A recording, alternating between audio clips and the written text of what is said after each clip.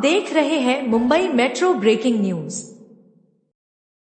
मी रामदास दशरथ बर्डे मराठा सेवा संघाचं सामाजिक काम करतो। गेल्या 1995 पासून मी संभाजी ब्रिगेडमध्ये काम करत होतो, नंतर मराठा सेवा संघामध्ये काम करत आहे।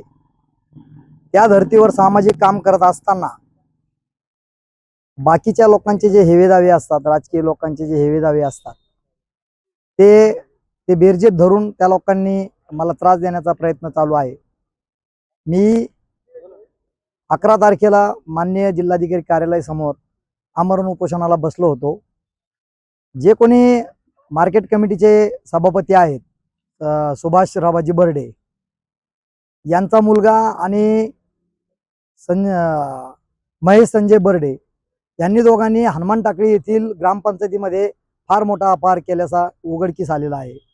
त्यांनी लायसन काढलं ठेकेदारीचं लायसन काढल्यानंतर ग्रामपंचायतमध्ये ग्रामसेवकाला हाताशी धरून, सरपंचाला हाताशी धरून स्वतःच्या नावावर निविदा घेण्यासाठी हा सगळा खटाटोप चालू असताना हा सगळा खटाटोप त्यांनी केला आणि जिल्हाधिकाऱ्यासमोर आम्ही उपोषणाला बसलो असता त्या ठिकाणी जिल्हाधिकाऱ्यांनी आम्हाला समज दिली आणि त्या ठिकाणी आम्हाला पत्रव्यवहार झाला की तुम्ही ताबडतोब आम्ही चौकशी करूनच आम्ही कारवाई करू। तर त्या धर्तीवर त्यांनी आत्ताच काल तपासणी चालू होती आपल्या हनुमान टाकळी ग्रामपंचायत येथे माननीय जी कमिटी गट विकास अधिकाऱ्यांनी नेमून दिली होती त्या कमिटीमध्ये आम्ही स्वतः गेलो। त्या ठिकाणी रस्ता पाहणी केली, रस्ता चुकीच्या ठिकाणी झाला हे सुद्धा त्यांनी पाहणी करूनच पाहिलं।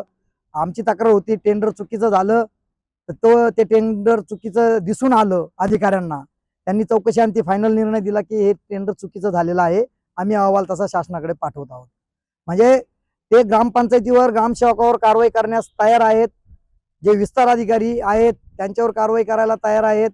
ज्यांनी पाहणी केली, जे अधिकारी त्यामध्ये गुंतलेत तर ते त्या ठिकाणी त्यांच्यावर कारवाई करण्यास प्रशासन तयार आहे। त्यामुळे त्याचा राग येऊन स्वतःला मान्य समजणारे मार्केट कमिटीचे सभापती सुभाष बर्डे यांनी त्यांच्या मुलाला आणि त्या संजय बर्डेच्या मुलाला त्या ठिकाणी पाठवून माझ्या विरोधात काहीतरी चुकीच्या कंप्लेंट करणं हे त्यांनी चालू केलेलं आहे। तर चालू करीनच का, परंतु पाथर्डी येथे कांदा मार्केटमध्ये एवढा मोठा घोटाळा झालेला आहे। एवढ्या बातम्या येत आहेत, महान्यूजला 10 तारखेला बातमी पडली की कांदा मार्केटमध्ये कोट्यवधी रुपयाचा घोटाळा झालेला आहे, परंतु त्याला काही घेणं देणं नाही।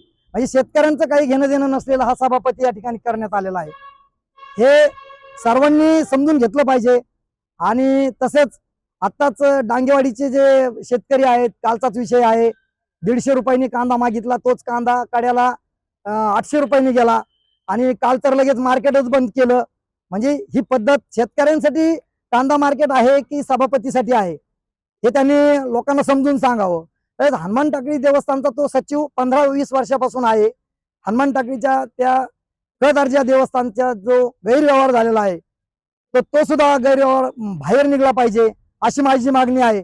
आणि त्या ठिकाणी जे मंदिराचे कळस चोरीला गेलेले होते त्याच्यामध्ये याचा हात मोठा आहे असं बी मला वाटतं, कारण की मी ते पत्र दिलं होतं की कुंपणाने शेत खाल्लं। अशा प्रकारे हा सुभाष बर्डेंनी ते कळस चोरून त्या ठिकाणी फक्त कलर पॉलिश करून आणून परत त्या ठिकाणी बसवले असा माझा 100% दावा आहे। आणि त्या ठिकाणी तो दमदाटी करतोय का पोरं पाठवतोय, त्या माणसाला मारून टाकू, त्या माणसाला मारून टाकू। वाळूचा तर काही संबंध पण नाही, त्याची तिथं जमीन पण नाही आणि आमचा वाळू उपशाचा काही संबंध पण नाही। विषय असा आहे, मी राहतो पाथर्डीला, त्याच्यामुळं पाथर्डीला राहत असल्यामुळं माझा वाळूचा कुठलाही संबंध नाही। आणि दारूचं दुकान माझं काय पाथर्डीपासून हनुमान टाकळीपर्यंत दारूचे दुकान माझ्या नावावर आहेत की काय असं आम्हाला वाटायला लागलं, कारण की आम्ही त्याच्यात नसताना आमचं जर नाव घेतलं जातं तर ही बाब 100% खोटी आहे आणि मी त्या बाबीचं खंडन करतो। कारण की त्यांचा राग येऊन ह्या पोरांना पुढे घालून, काल एक दिसच्या पोरांना पुढे घालून त्यांनी हा माझ्यावर जो बदनामीचा आरोप केला आहे, तर माझ्यावर बदनामीचा आरोप करणाऱ्यावर कठोर कारवाई झाली पाहिजे। आणि त्या ठिकाणी मी बदनामीसाठी मी बदनाम झाल्यामुळं त्या ठिकाणी मी पोलीस स्टेशनला आता गेलो होतो, माझा गुन्हा दाखल करून घेतलेला नाही। परंतु मी जर माझा यापुढे गुन्हा दाखल करून घेतला नाही तर मी त्या ठिकाणी आत्मदानाचा इशाराही त्यांना देणार आहे. कारण की त्या सुभाष बर्डेंनी हनुमान टाकळी येथील देवस्थानच्या त्या ठिकाणून पैसे उचलून आणि या मार्केट कमिटीचे गाळे, कांदा मार्केटचे जे गाळे आहेत अनाधिकृत दिलेले आहेत, पैसे घेतलेले आहेत, असेच पैसे घेऊन त्या ठिकाणी महिला गोळा करून अहमदनगर येथे करोडो रुपयाची जमीन विकत घेतलेली आहे आणि कच्चे प्लॉट करून तो साक्षरत लोकांना विकत आहे. त्याची पूर्ण CID मार्फत चौकशी झाली पाहिजे. आणि जर CID मार्फत चौकशी झाली नाही तर मराठा सेवा संघाचं नाव घेण्याचे लायकीचे नालायक यांना मी सोडणार नाही. एवढंच सांगतो. जय जिजाऊ आणि जय शिवराय.